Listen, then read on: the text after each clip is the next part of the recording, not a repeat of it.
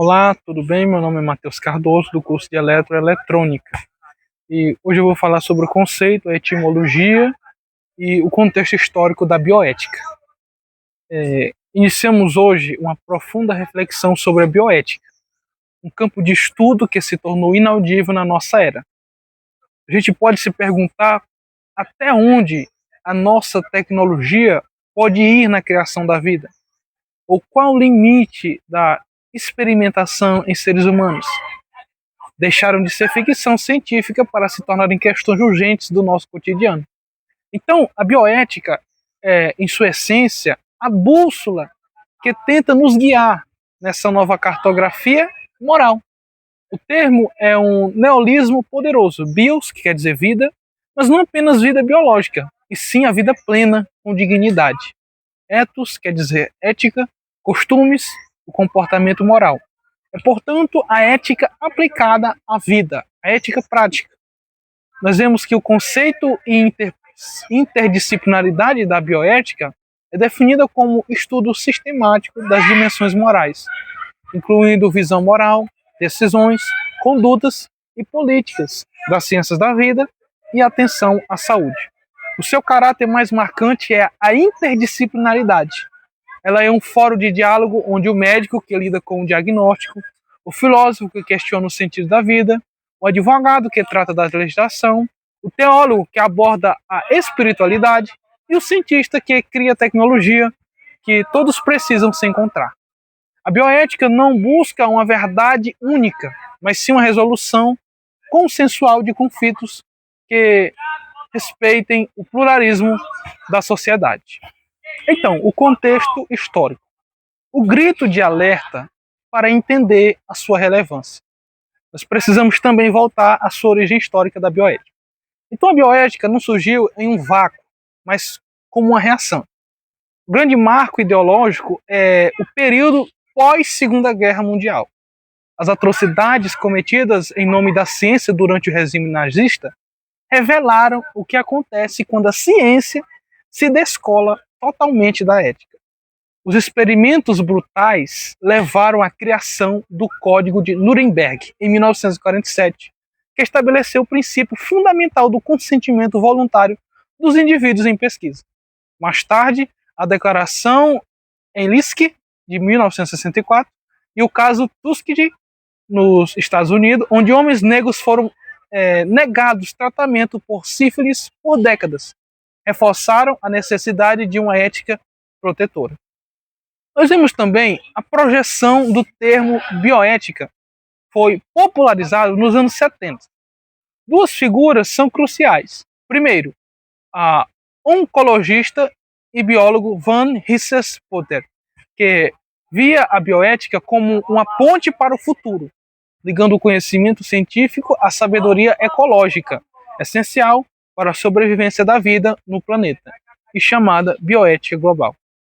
Segundo, o obstetra André Hegels, que focou a bioética em questões biomédicas, especialmente as relacionadas à produção e ao início da vida.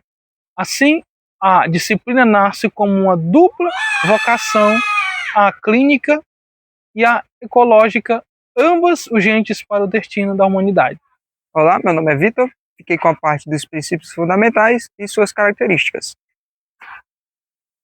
Como se estrutura a bioética?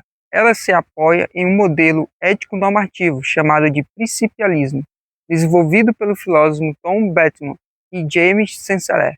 Esses modelos, formulados no Relatório de Melbourne de 1979, não pretendem ser como um código rígido, mas sim uma ferramenta para análise de seus dilemas.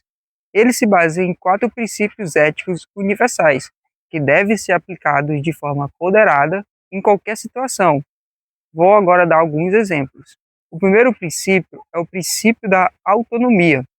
É o reconhecimento de que todo indivíduo é capaz de ter o direito de autodeterminação, ou seja, de tomar a sua própria decisão, de forma informada e livre sobre seu próprio corpo e destino. Historicamente, a medicina era paternalista. O médico decidia pelo paciente. De exemplo, podemos dizer, eu sei o que é melhor para você. Na bioética, quebra essa hierarquia e exige consentimento livre e esclarecido pelo CLE. A autonomia não é absoluta. Exceções envolvem riscos a terceiro ou a incapacidade da decisão, mas é a base para o respeito à voluntariedade e aos valores do paciente e garantir que o paciente e o agente moral é não apenas um objeto de tratamento. O segundo princípio é o não maleficência, expressado pelo máxima latina Premius non res. Primeiro, não causar dano. Esse princípio possui a maior força ética no principialismo.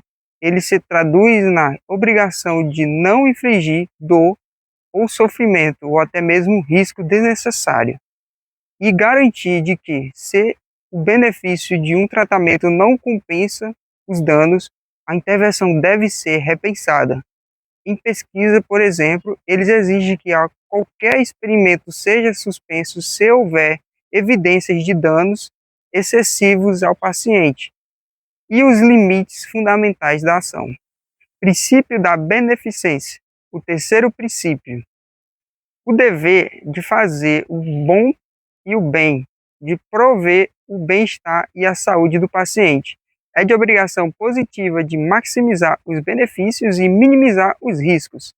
Na prática clínica, o benefício exige que os profissionais busquem melhor opção de tratamento disponível, agindo sempre de melhor interesse do paciente. Muitas vezes, a beneficência entre o conflito com a autonomia, exemplo, o médico recomenda tratamento vital que o paciente autônomo rejeite, e o debate bioético se torna crucial para ponderarmos este valor.